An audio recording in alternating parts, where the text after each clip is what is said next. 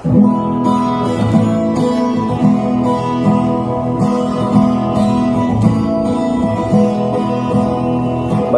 makinig, matuto. Manood, makinig at matuto. May aral natin ang kwento ng bayan ko. Magandang araw! Isang bagong paglalakbay na naman mula sa kaban ng mga kwento ng bayan ko ang ating pagsasaluhan ngayon. Ako nga pala si Teacher Maggie na maghahatid sa inyo ng mga kwentong kapupulutan ng aral. Ang babasahin ko ngayon ay isang kwento ng tunay na sitwasyon ng ating kapaligiran na pinamagatang Ang Aking Tirahan o Kalikasan. Isinulat ito nina Binibining Catherine A. Mico, Sherlita A. Guno at Genevieve A. Guno ng Gingoog City Division at iginuhit naman nina Christopher A. Guno at JCB Barcelona ng Gingoog City Division.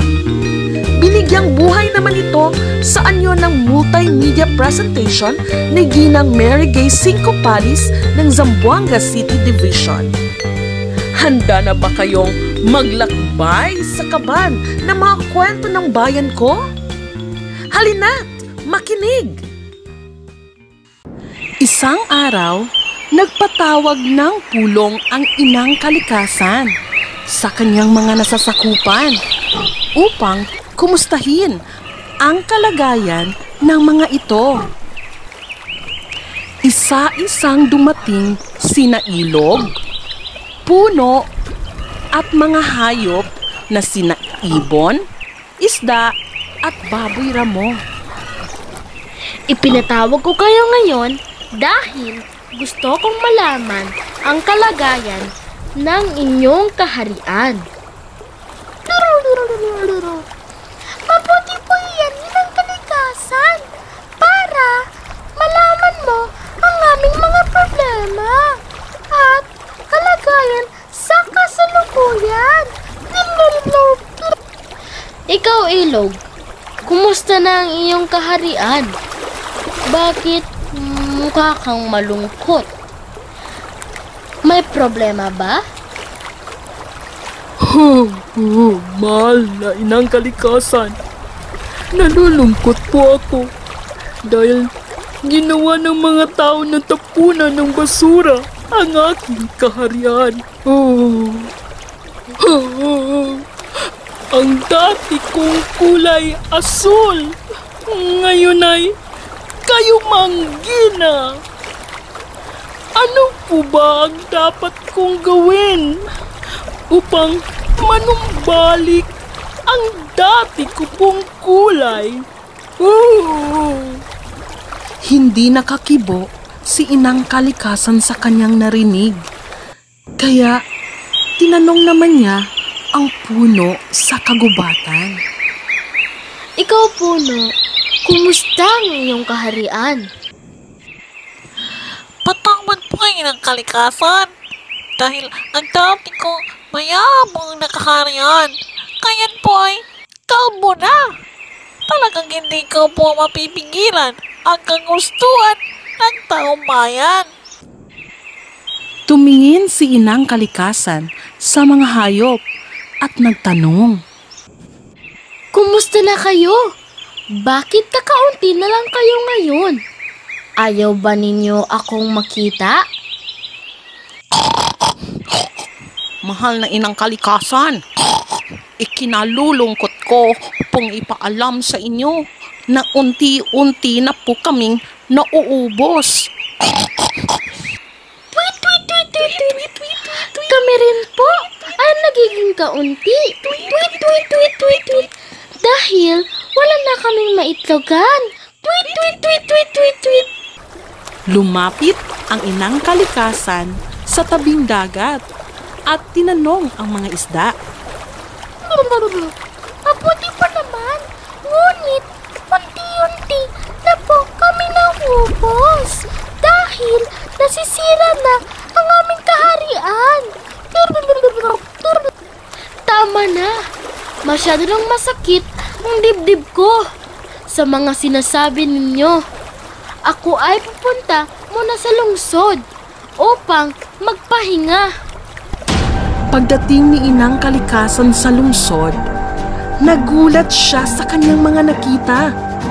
Naglalakihang mga pabrika at halos hindi na siya makahinga dahil sa kapal ng usok nito at nagkalat pa ang mga basura sa lansangan. Sa tindi ng sakit ng kanyang naramdaman sa pagkasira ng kalikasan, humagulgol siya at halos himatayin. Bigla na lamang dumilim ang paligid. Kumulog, kumidlat, at bumuhos ang malakas na ulan na may dalang malakas na hangin. Nagtakbuhan ng mga tao sa takot. Nagsitago na rin ang mga hayop. Umapaw ang tubig sa ilog at napuno ng putik ang mga kabayan. Kinaumagahan, kaawa-awang tingnan ng paligid. Nagkalat ang mga basura mula sa ilog at dagat. Nakahilera ang mga troso sa daan. Marami pang mga hayop ang nawawala. At wala na ring mga halaman na pwedeng kainin ng mga tao at hayop. Dahil sa pangyayaring iyon, nagising ang mga tao at namulat sa katotohanan. Noon lamang nila nalaman na ang lahat ng masasamang bagay na kanilang ginawa sa kapaligiran ay bumabalik din sa kanila.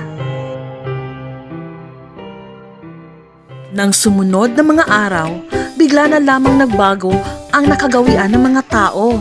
Abala na sila sa paglilinis ng kanilang kapaligiran at ilog, pagtatanim ng mga puno at pag-aalaga ng mga hayop. Inaiwasan na rin nila ang pagputol ng mga puno sa kagubatan, pagtapon ng basura sa ilog at paghuhuli ng mga ligaw na hayop sa gubat. Mula noon, masaya nang naninirahan ng mga tao sa kanilang lugar. Naging maingat na sila sa kanilang kapaligiran at inaalagaan na rin nila ang kalikasan. Dahil dito, masayang pinagbasdan ng Inang Kalikasan ang kagandahang ipinagkaloob ng Diyos sa lahat ng mga mamamayan. Minsan, may mga bagay tayong natutunan dahil sa ating pagkakamali. Ngunit, ang pinakamahalaga, alam natin kung paano ito itama. At dyan nagtatapos ang ating kwento sa araw na ito. Maraming salamat sa inyong pakikinig. Hanggang sa muli, paalam! Ang kaban ng mga kwento ng bayan ko ay mula sa amin ng Bureau of Learning Resources at ng mga Learning Resources Management Section ng Kagawaran ng Edukasyon. Manood, makinig, at matuto.